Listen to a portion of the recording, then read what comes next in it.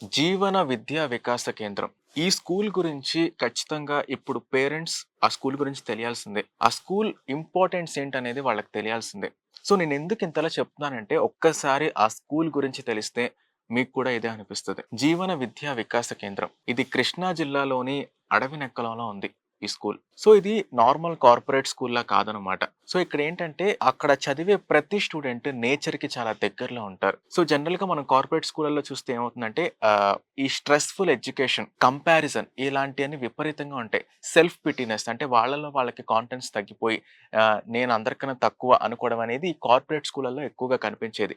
కానీ ఇక్కడ మాత్రం ఏంటంటే ప్రతి ఒక్కళ్ళలో ఒక కాన్ఫిడెన్స్ ఉంటదనమాట. అంటే చుట్టుపక్కల ఉండే స్టూడెంట్స్‌తో ఎవరితో ఎవరిని కంపేర్ చేయరు. సో, నువ్వు సరిగ్గా చదువుతున్నావు, నువ్వు సరిగ్గా చదవట్లా, నువ్వు పెద్ద క్యాస్ట్, నువ్వు చిన్న క్యాస్ట్ అని ఇలా కంపేర్ చేయరు. అలా కంపేర్ చేయకుండా అందరిని సమానంగా చూస్తూ ఉంటారు. అంటే ఇందులో ఎలా ఉంటదంటే ఓన్లీ 4 గంటల వరకు చదువనమాట. అంటే ఐసీఎస్‌ఈ సిలబస్ ఉంటది వాళ్ళకి 4 గంటలు. మిగతా 4 గంటలు ఎక్స్‌ట్రా కరిక్యులర్ యాక్టివిటీస్. నిజానికి చూసుకుంటే ఈ కార్పొరేట్ స్కూల్స్‌లో ఏంటంటే ఎక్స్‌ట్రా కరిక్యులర్ యాక్టివిటీస్ అనగానే అబ్బో! చదువు సంధ్య లేకుండా గ్రౌండ్‌లో పడి ఆడడం ఇవన్నీ చెప్తూ ఉంటారనమాట. ఒక బ్యాడ్ ఒపీనియన్ క్రియేట్ చేశారు ఎక్స్‌ట్రా కరిక్యులర్ యాక్టివిటీస్ అంటే. కానీ వాళ్ళకి ఎక్స్‌ట్రా కరిక్యులర్ యాక్టివిటీస్ అనేది ఎంత ఇంపార్టెంటో అక్కడ వాళ్ళ స్కూల్‌లో చెప్పడం జరుగుతుంది. అలాగే ఆటలు కూడా వాళ్ళకి మెయిన్ ఇంపార్టెంట్‌గా చూసుకుంటారు. ప్రతిరోజు పిల్లలు ఖచ్చితంగా ఆడుకోవాలనే నియమం కూడా అక్కడ ఉంటదనమాట. అట్ ద సేమ్ టైమ్ ఏంటంటే వొకేషనల్ కోర్సెస్ అంటే చిన్న చిన్న కుట్లు, అల్లికలు గాని, ఏదన్నా చిన్న హ్యాండ్ క్రాఫ్ట్స్ ఏవైనా పేపర్ క్రాఫ్ట్స్ కానీ ఏవైనా చిన్న చిన్న పనులు అది అక్కడున్న పిల్లలతో చేపిస్తారు. సో, ఆ స్కూల్ ఏంటంటే 6థ్ నుంచి 10థ్ వరకు ఉంటదనమాట. ఈ స్కూల్‌ని స్టార్ట్ చేసింది డాక్టర్ కొరిమి. ఆయన ఈ స్కూల్‌ని స్టార్ట్ చేశారనమాట. ఆయన 1983లోనే ఈ స్కూల్‌ని స్టార్ట్ చేశారు. అప్పటి నుంచి ఇప్పటి వరకు అంటే 3 డికేడ్స్ దాకా ఆయన రన్ చేస్తున్నారనమాట ఈ స్కూల్‌ని. అంటే ఆ స్కూల్‌లో ఎవరికీ టీచర్స్ అంటే భయం ఉండదు. అలాగే వేరే స్టూడెంట్స్‌తో కంపేర్ చేసుకోవడం ఉండదు. సో, వాళ్ళ లైఫ్ వాళ్ళు బ్రతకడం ఉంటదనమాట. అంటే కంపేర్ చేసుకోవడం అంటే ఎంతసేపు వేరే వాళ్ళకి హెల్ప్ చేయకుండా ఉండడం కాదు. సో, ఒక రిలేషన్‌షిప్ మేనేజ్‌మెంట్ అనేది కూడా చాలా అద్భుతంగా వాళ్ళకి నేర్పిస్తారనమాట చిన్నప్పటి నుంచే. సో, చూసుకుంటే ఆ కార్పొరేట్ స్కూల్‌లో చదివిన విద్యార్థులు కూడా ఇక్కడికొచ్చి ఇక్కడ ఆ నేచర్‌కి దగ్గరగా ఉంటూ ఆ చదువుకోవడం, ఆ లెర్నింగ్ అనేది అలవాటైపోయి సో, వాళ్ళు ఖచ్చితంగా 10థ్ వరకు కంప్లీట్ చేసే బయటికెళ్తున్నారు. కార్పొరేట్ స్కూల్స్‌కి కంప్లీట్‌లీ భిన్నంగా ఉంటది. అక్కడ యూనిఫార్మ్ కూడా ఎలా ఉంటదంటే కార్పొరేట్ స్కూల్స్‌లో మనం చూసుకుంటే షూస్ వేసుకోవాలి. ఇక్కడ ఊపిరాడకుండా టై కట్టుకోవాలి. ఇదంతా ఉంటదనమాట కార్పొరేట్ స్కూల్స్‌లో. కానీ అక్కడ ఎలా ఉంటదంటే ఒక టీ షర్ట్, ఒక ట్రాక్ ఇంతే. ఎవరికైనా గర్ల్స్‌కి గాని, బాయ్స్‌కి గాని టీ షర్ట్, ట్రాక్ మాత్రమే ఉంటది. సో, దాంతోనే వాళ్ళు స్కూల్‌లో ఉంటారు. పైగా వాళ్ళ పనులు వాళ్ళే చేసుకోవాలనమాట. సో, వాళ్ళు తిన్న ప్లేట్ వాళ్ళే కడుక్కోవాలి. సో, వాళ్ళు మొక్కల్ని నాటాలి అందరూ కలిసి. మొక్కలు నాటడం ఎంత ఇంపార్టెంటో వాళ్ళ పిల్లలకి చిన్నప్పటి నుంచే 6థ్ క్లాస్ నుండే వాళ్ళకి నేర్పిస్తారు. దానివల్ల ఏంటంటే మొక్కలు పెంచడం ఎంత ఇంపార్టెంట్ అనేది భవిష్యత్తులో కూడా అది ఎంత ఇంపార్టెంట్ అనేది వాళ్ళకి చిన్నప్పటి నుంచే వాళ్ళకి అర్థమవుతుంది. అలాగే ప్రతీదీ వాళ్ళ పనులు వాళ్ళే చేసుకుంటారు. సో, కార్పొరేట్ స్కూల్స్‌లో మనం చేసుకుంటే స్టూడెంట్స్ అసలు కనీసం ఆ చదువు తప్ప వేరే పనులు చేయనివ్వరనమాట. అక్కడ ఏమన్నా పడినా సరే ఆయా వచ్చి క్లీన్ చేయాలంటారు. సో, ఇదేంటంటే కార్పొరేట్ స్కూల్స్‌లో చాలా దారుణాలైతే జరుగుతున్నాయి. అంటే ఈ ఏపీ, తెలంగాణలో 2 ఇన్‌స్టిట్యూషన్స్ ఉన్నాయి. ఆ పేర్లు చెప్పడానికి కూడా నాకు కంపరంగా ఉంది. సో, వాళ్ళకి ఆ విద్యా సంస్థలో ఎప్పుడు స్టూడెంట్స్ సూసైడ్ చేసుకుంటూనే ఉంటారు. శవాల మీద చిల్లరేరుకుంటూ వాళ్ళు రన్ చేస్తా ఉంటారనమాట ఎడ్యుకేషన్ ఇన్‌స్టిట్యూషన్‌ని.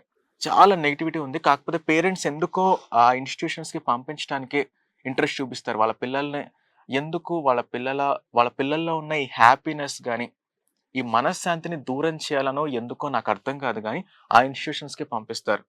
సో, ఈ కార్పొరేట్ స్కూల్స్‌లో మీరు గమనించుంటే చాలామంది కార్పొరేట్ స్కూల్స్‌లో ఉండుంటారు కాబట్టి మీరొక్కసారి గమనించుంటే, బాగా చదివే వాళ్ళని ఒక కేటగిరీలో, యావరేజ్‌గా చదివే వాళ్ళని ఒక కేటగిరీలో, అస్సల సరిగ్గా చదవని వాళ్ళని ఇంకో కేటగిరీలో పెట్టి డిఫరెన్షియేట్ చేసి చూపిస్తారు.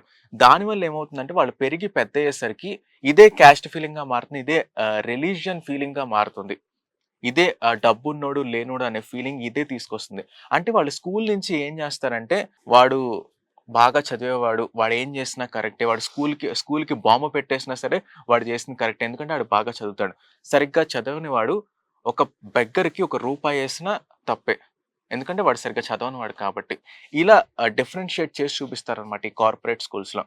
టీచర్స్ కూడా ఏంటంటే ఎంతసేపు నువ్వు చదవాలి, నీకు చదివే రాదు, చదివే రాదు అని డైరెక్ట్‌గా ఆ పిల్లల్ని, ఆ స్టూడెంట్స్‌ని అంటే వాళ్ళ కాన్ఫిడెన్స్ అనేది ఎక్కడి నుంచి వస్తది?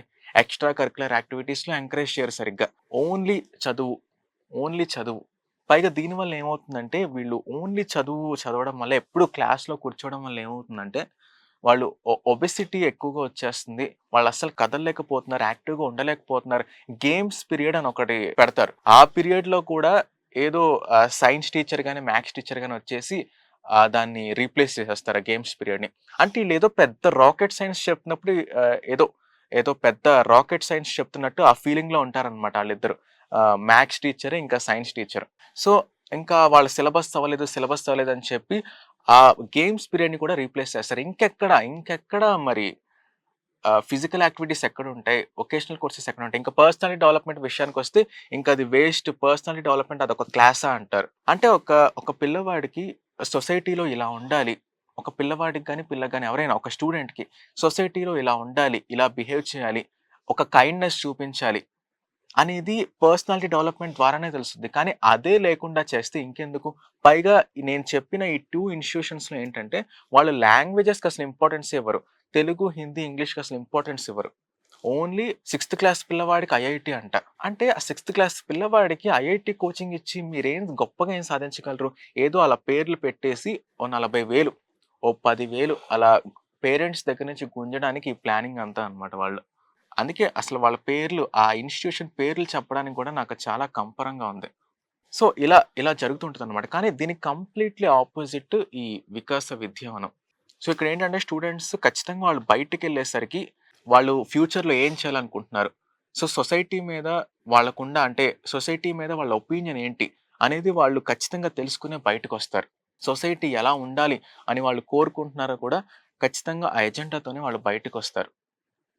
3 డికేడ్స్ నుంచి వాళ్ళు ఎంతోమంది స్టూడెంట్స్‌ని పాస్ ఔట్ చేసి పంపిస్తున్నారు. సో, అక్కడ ఆ స్కూల్‌లో ఎలా అంటే, ఒక స్టూడెంట్‌కి సరిగ్గా మార్క్స్ రాకపోతే నెక్స్ట్ టైమ్ బాగా చదవాలి అని వాళ్ళు మందలిస్తూ ఉంటారు. ఆ స్కూల్‌ని స్టార్ట్ చేసిన ఆయన్నందరూ పిల్లలందరూ పెదనాన్న అని పిలుస్తారు. అంటే అంత చాలా దగ్గర సంబంధంగా ఉంటదనమాట. ఆ క్లాస్ రూమ్స్ కూడా ఏంటంటే నేచర్‌కి చాలా దగ్గరగానే ఉంటది. అందరూ ఇక్కడ సెమీ సర్కిల్ కాన్సెప్ట్‌లోనే కూర్చుంటారు కొన్నిసార్లు. స్టోరీ టెల్లింగ్ క్లాసెస్ ఉంటాయి. నరేషన్ అంటే పిల్లలు స్టోరీ చెప్పాలి అనే ఒక టాస్క్‌లు కూడా ఉంటాయన్నమాట. దానివల్ల ఏమవుతుందంటే వాళ్ళకి ఈ నరేషన్ స్కిల్స్ అనేది బాగా పెరుగుతాయి. ఇది కార్పొరేట్ స్కూల్‌లో ఏంటంటే వీళ్ళు కంప్లీట్‌లీ అపోజిట్ అన్నమాట. చదువు, మార్కులు, ఇంటికెళ్ళడం. ఇదే లూప్. స్కూలు, మార్క్స్, ఎగ్జామ్స్, ఇంటికెళ్ళడం, మళ్ళీ స్కూల్‌కి రావడం. ఈ లూప్‌లో ఉంటే పిల్లలు ఏం నేర్చుకుంటారు వాళ్ళ జీవితంలో? సో, అందుకే నాకొకసారి ఒక పెద్దాయన జెప్పారు.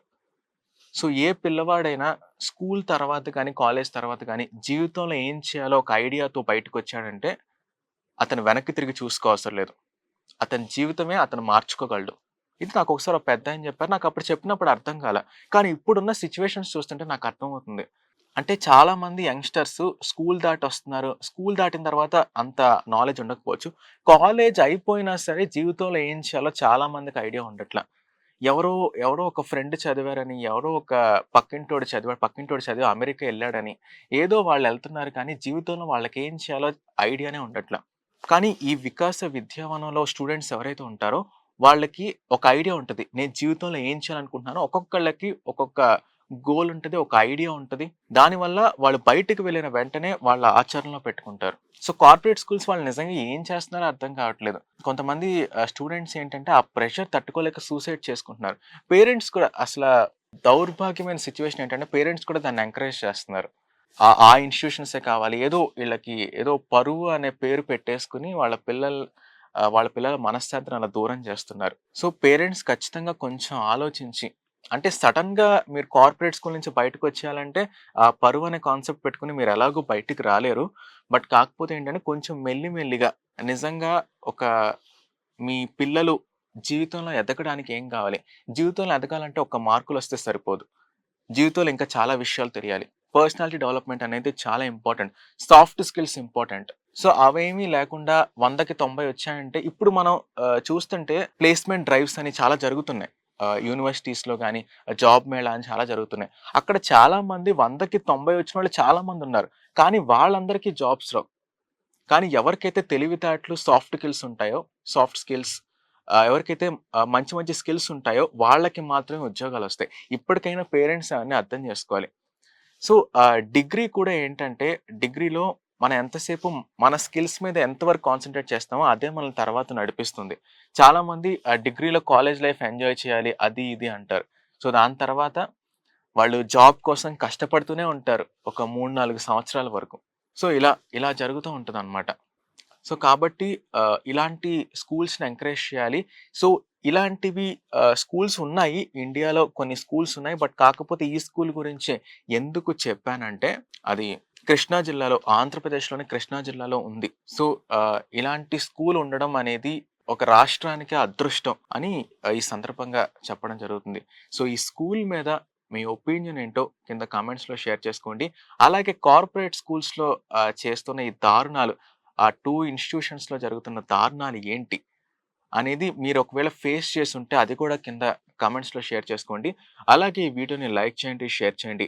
మన ఛానెల్‌ని సబ్స్క్రైబ్ చేసుకోండి. పక్కనే ఉన్న బెల్ ఐకాన్‌ని యాక్టివేట్ చేసుకొని మీ ఫ్రెండ్స్ అండ్ ఫ్యామిలీకి షేర్ చేయండి.